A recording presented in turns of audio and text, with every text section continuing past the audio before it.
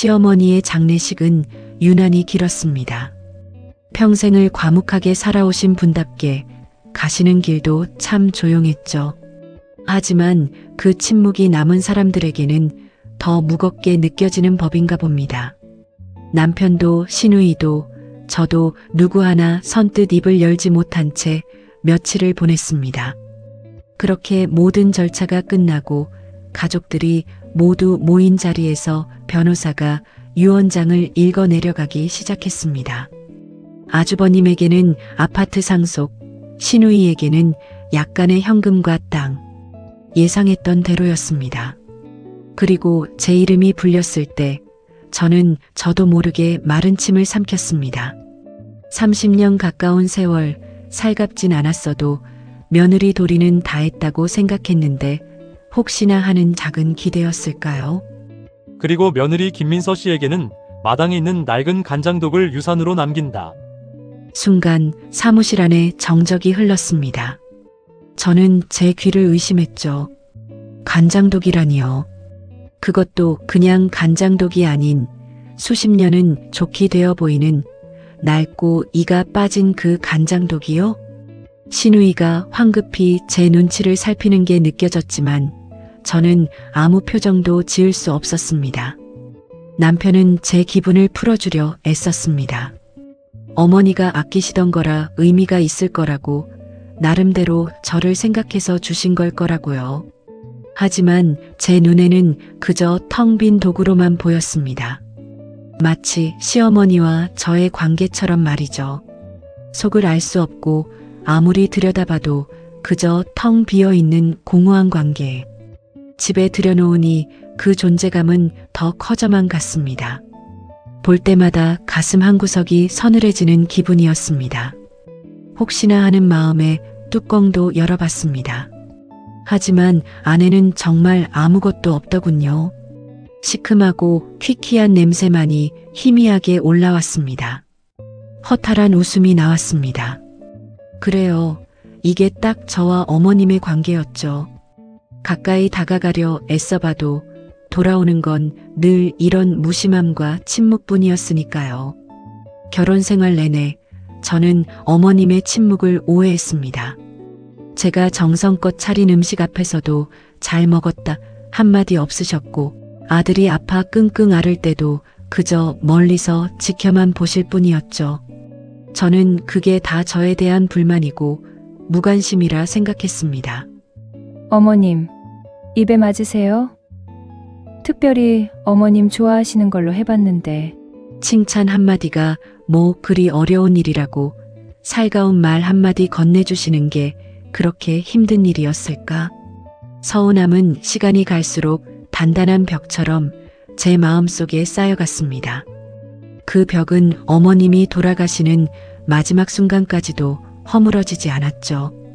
그리고 이제 이 텅 빈 간장독이 그 벽의 증거처럼 제 앞에 놓여 있는 겁니다. 며칠을 고민했습니다. 저 독을 어찌해야 할까? 버리자니 돌아가신 분의 유품이라 마음에 걸리고 두 잔이 볼 때마다 속이 상했습니다. 남편은 좋은 된장이라도 사다 담가두자고 했지만 저는 그럴 마음이 전혀 생기지 않았습니다. 그러다 문득 이런 생각이 들었습니다. 차라리 땅에 묻어버리자. 어머님에 대한 제 서운한 마음도 공허했던 기억도 이 독과 함께 전부 다 땅속 깊이 묻어버리는 겁니다. 그것이 제가 할 수 있는 마지막 정리라고 생각했습니다. 그날 저녁 남편이 퇴근하기 전에 일을 끝내고 싶었습니다. 마당 한쪽 볕이 잘 들지 않는 구석에 자리를 잡았습니다. 흙을 파내는 내내 숨이 턱까지 차올랐지만 이상하게도 마음은 점점 차분해졌습니다. 이제 정말 끝이라는 생각 때문이었을까요? 어른 허리춤까지 오는 깊이로 구덩이를 파고 저는 마지막으로 간장독을 들어 올렸습니다. 텅 빈 독이라 생각했는데도 흙으로 빚어진 그릇은 꽤나 묵직했습니다. 제 지난 30년의 세월만큼이나요. 구덩이 속으로 조심조심 내리려던 순간이었습니다. 흙먼지 때문이었을까요? 손에서 독이 그만 미끄러지고 말았습니다. 쿵 하는 둔탁한 소리와 함께 독이 구덩이 안으로 떨어졌는데 이상했습니다. 그냥 흙에 부딪히는 소리가 아니었어요. 둔탁한 소리 끝에 안에서 무언가 달그락하고 부딪히는 희미한 소리가 들렸습니다. 잘못 들었나? 텅 빈 독인데 안에서 소리가 날 리가 없는데. 저는 홀린 듯 구덩이 안으로 몸을 숙여 독을 다시 끌어올렸습니다. 다시 마당 위에 올려놓은 독을 이리저리 흔들어 보았습니다. 그러자 분명하게 들렸습니다. 묵직한 무언가가 독 안쪽 벽에 부딪히는 소리가. 심장이 쿵쾅거리기 시작했습니다. 저는 떨리는 손으로 독 안쪽을 더듬었습니다. 매끄러운 표면을 훑어내리던 손끝에 무언가 희미한 경계선 같은 것이 느껴졌습니다. 바닥에서 한 뼘 정도 올라온 위치였습니다. 손톱으로 긁어보니 정교하게 만들어진 이중 바닥의 틈이었습니다. 저는 있는 힘껏 그 틈을 비집어 열었습니다. 뻑뻑한 마찰음과 함께 이중 바닥이 열리는 순간 제 눈앞에는 믿을 수 없는 광경이 펼쳐졌습니다. 그 텅 비어있던 공간 안에 꼼꼼하게 비닐로 포장된 수십 개의 통장 뭉치와 낡은 편지 한 통이 들어 있었습니다. 저는 땅바닥에 주저앉은 채 떨리는 손으로 편지부터 집어들었습니다. 꾹꾹 눌러 쓴 서툰 시어머니의 글씨체였습니다. 사랑하는 며느리, 민서야, 이 편지를 내가 언젠가 보게 되겠지.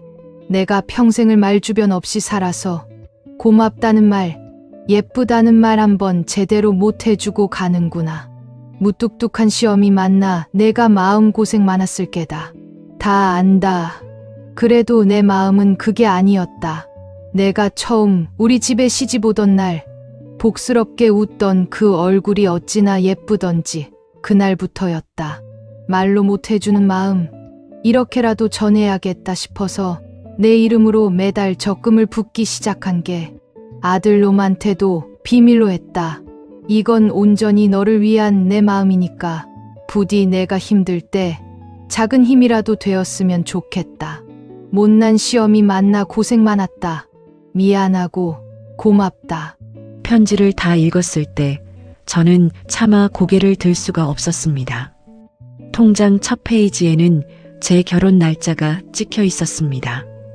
그리고 마지막 장은 어머님이 병상에 눕기 바로 전달이었습니다. 30년 가까운 세월, 단 한 달도 거르지 않고 제 이름으로 돈을 모아오신 겁니다. 제가 칭찬 한마디 없다고 투덜대던 그 순간에도, 제가 무심하다고 서운해하던 그 순간에도 어머님은 묵묵히 저를 위해 마음을 쌓아오고 계셨던 겁니다. 저는 그 차가운 간장독을 끌어안고 한참을 울었습니다. 서러움의 눈물이 아니었습니다.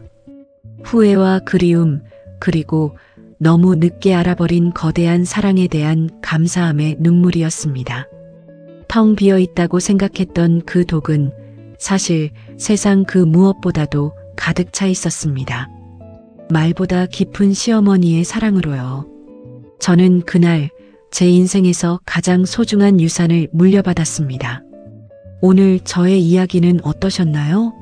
여러분의 공감과 응원이 저에겐 큰 힘이 됩니다. 구독과 좋아요로 따뜻한 마음을 나눠주세요.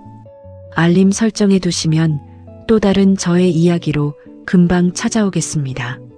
늘 감사합니다.